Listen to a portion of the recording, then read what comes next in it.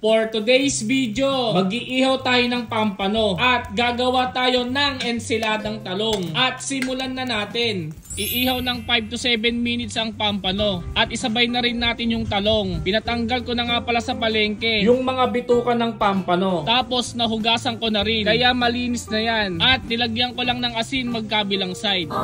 Baligtarin na yung talong. Ilihis muna natin yung talong para madaling baliktarin ang pampano. At kabilang side naman ang ating lulutuin. Bigyan natin ng 5 minutes hanggang sa maluto. Wow! Luto na to, kaya hanguin na natin mga kaantet. At balatan natin ng talong bago hiwain. Oh my God! Slice lang natin ng ganyan. Hiwain ng kamatis. Sibuyas, siling pampagana, dayap, ilagay sa bowl ang talong, kamatis, sibuyas, siling pampagana, timplahan ng bagong, suka, pamintang pino, pigaan ng dayap, at halu-haluin lang. Pwede na to mga kaantet, kaya wag na natin patagalin to. Kainan na! Yun o! Inihaw na pampano at ensiladang talong mga kaantet. First bite, pampano muna. Sarap nito mga kaantet. Nainit. Sarap.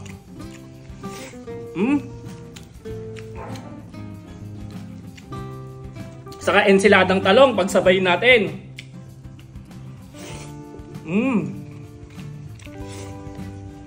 Sarap mga kaantet to.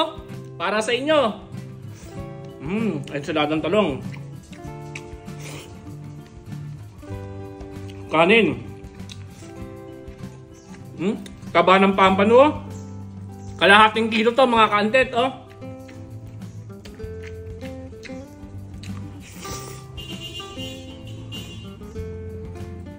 Sabay kanin.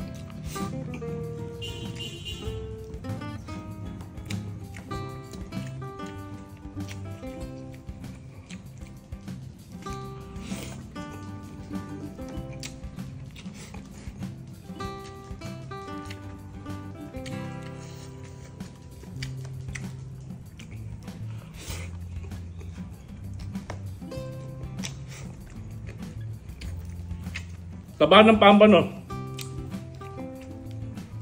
Sarap ng ensiladang talong mga kaantet. Oh. Sa inihaw na pampano, pagsabay-sabayin natin.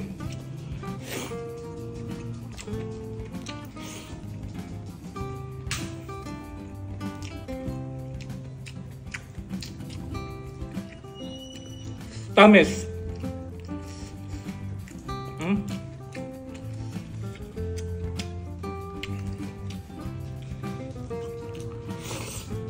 Kalahating kilo to ah. Saka sabay natin ensilada. Sarap nito mga kaantet.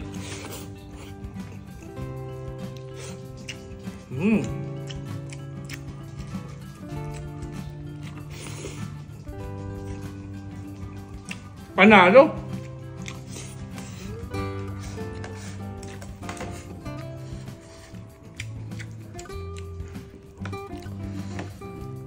Tabao.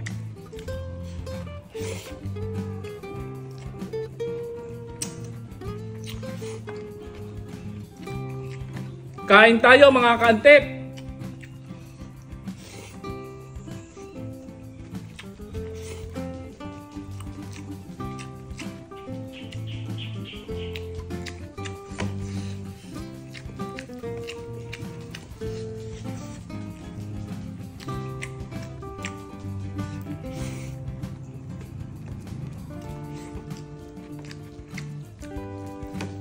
Lasa.